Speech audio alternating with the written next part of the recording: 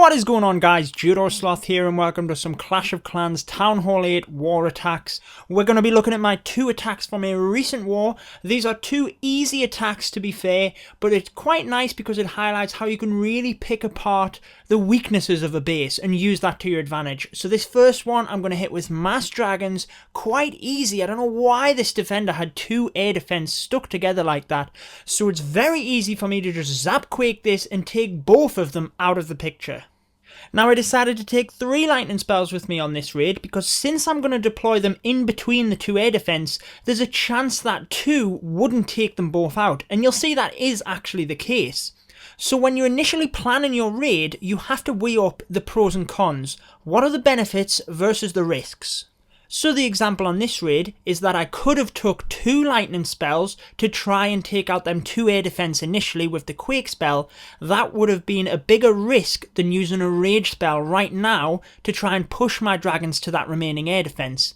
Because as you'll see, I have plenty of dragons with just 1 air defense. However, if I didn't get both of the other air defense down at the back, they would be starting to shoot at my dragons now and causing a much bigger issue than it is not having that rage spell. So really, there's not too much to talk you through this raid. I took out the 2 air defense at the back, and then it was very simple to just spread my dragons in a line to come in for that remaining air defense and just clean the rest of the base.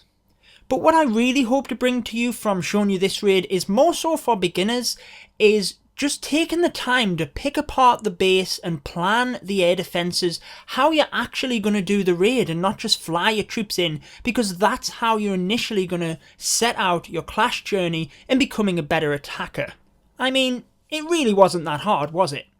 So moving on to the next one, you'll see that this base is very spread out, and these types of bases, although this is a bit trickier for dragons, it's very easy for a ground attack. So again, in keeping with the episode theme of really planning your attack, you'll see that the clan castle is quite easy to lure with just a wall breaker. Now this is all about maximising efficiency and making the best use out of your army camp space. You'll see that I couldn't lure the troops with just a barbarian or a single troop because the barracks were in the way. A goblin would have probably run off to the side, but a wall breaker only uses 2 troop space, and that's obviously more efficient than using a giant or a hog rider or a defense targeting troop, which is obviously 5. And that means I have a couple of extra troops to play with in order to take them builders huts at the corner. Once I've taken the clan castle dragon out with 2 poisons, remember if you're using 2 poisons you have to let the first one finish, otherwise it'll just take down the dragon's health quicker, it won't do double damage.